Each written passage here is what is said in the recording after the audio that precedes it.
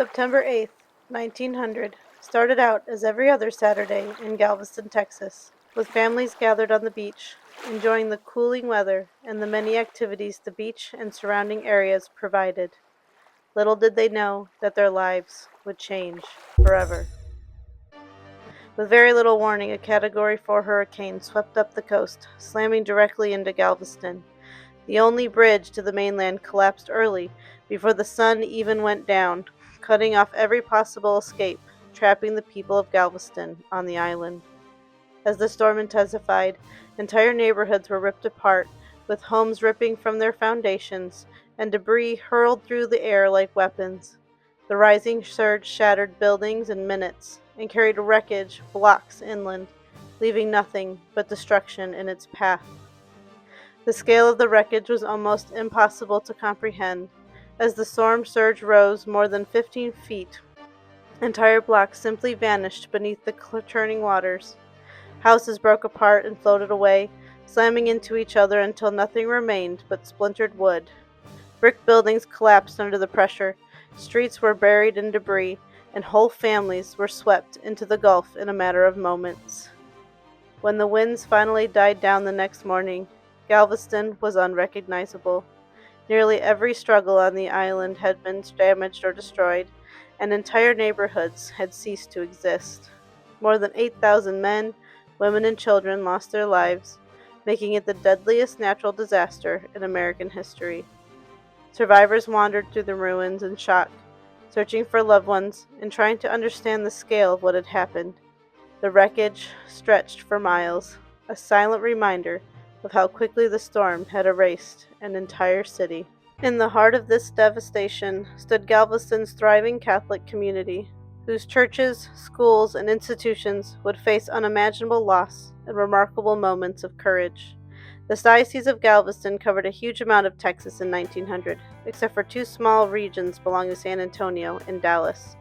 Galveston Island itself was one of the strongest Catholic hubs in American South, a city where immigrants' faith, port-driven diversity, and powerful religious institutions converged. The island held the oldest Catholic diocese in Texas, a thriving network of parishes, schools, convents, and hospitals, and a vibrant population of Irish, German, Czech, Polish, and French Catholics who shaped its cultural life and identity. The church created an educational hub in Galveston in the late 19th century, founding institutions such as the University of St. Mary, St. Joseph's German and English Day School, and the Ursuline Convent and Academy, which provided education for girls of all faith. At the end of the 19th century, St. Mary's Cathedral was the heart of the Catholic life in Texas. It was there that the bishop led the growing Catholic community, where immigrants found support, and where the faith on the island really came alive for the people of Galveston.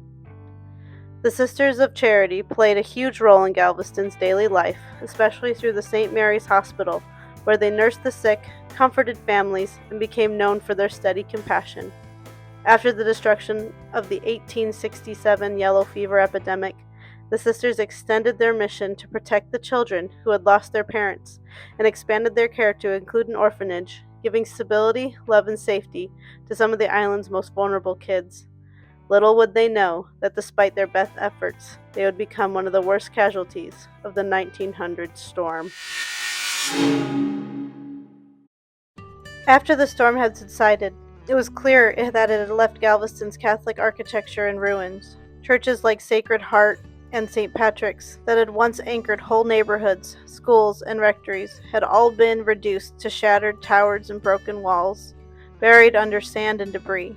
What had been proud symbols of faith and community stood gutted and exposed, showing just how powerful and devastating the hurricane truly was.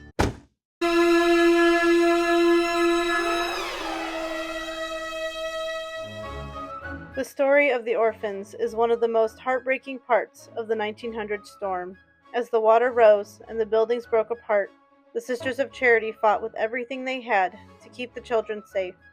They tied the orphans to themselves so no child would be swept away alone, a choice made out of love and desperation in a moment when the world was collapsing around them. When the surge hit, the force of the water made those ropes a danger, pulling groups under together. Yet the sisters never let go. All 10 sisters and 90 children died in the storm. Only a few boys survived, later telling how the sisters prayed, sang, and held the children close until the end. Their courage and devotion, even in the face of impossible odds, remains one of the most powerful and tender acts of sacrifice in Galveston history. The tragedy at the orphanage was only one part of a much larger nightmare that swept across Galveston that night. When the winds and water tore through the island, families were ripped from each other's arms, some carried miles away before the storm finally passed. Women with long hair were caught in broken trees and splintered timbers. Held fast by the branches, they could not escape, and many were found hanging lifeless by their hair the next day. Entire homes were crushed in seconds, leaving survivors wandering through the wreckage in shock, calling out for names that would never be answered. In the chaos that followed, the darkness brought moments of terrible human weakness, and some people looted shattered houses and even the bodies of the dead, with one witness claiming he saw a man gnawing a ring from a woman's hand. These scenes, as horrifying as they are to remember, show the scale of suffering the storm brought, and they remind us to honor the lives lost and the unbearable burdens carried by those who survived. Yet even in the middle of this horror, the Catholic Church did not hesitate. As the sun rose on the city, broken beyond recognition, the priests, sisters, and lay people of Galveston moved towards the suffering rather than away from it.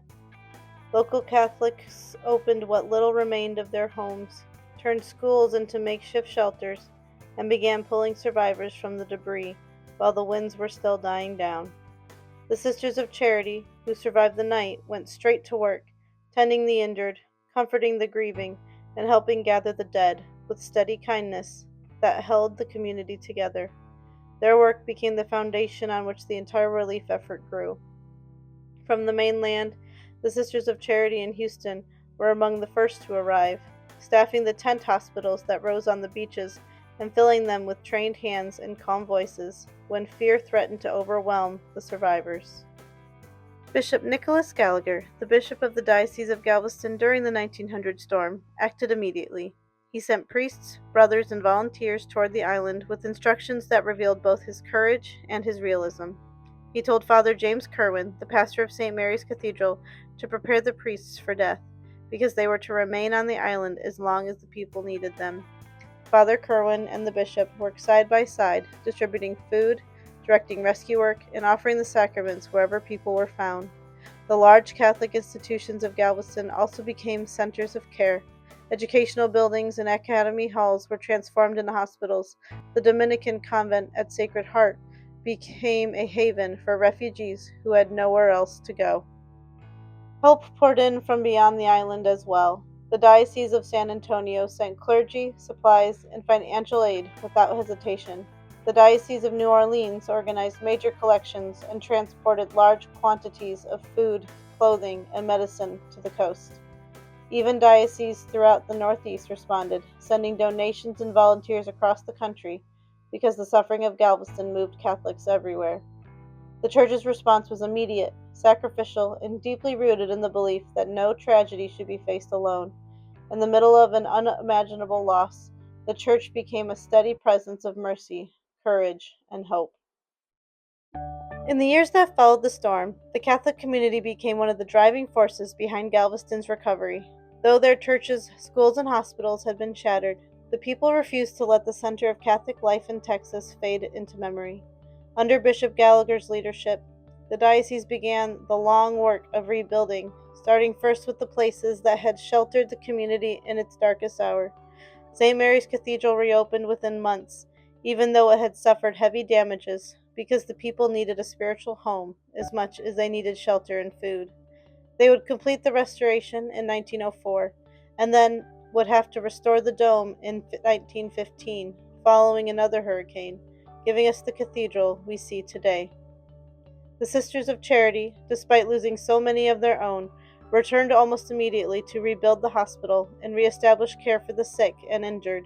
By 1902, St. Mary's Hospital had reopened in a new form, standing as a sign that healing would continue long after the wreckage was cleared. The surviving sisters also opened temporary orphanage facilities with the help of the Houston community. determined to honor the memory of the 10 sisters and 90 children who had died. Parishes across the island rebuilt with the same determination. Sacred Heart, which had been reduced to ruins, began reconstruction in 1903.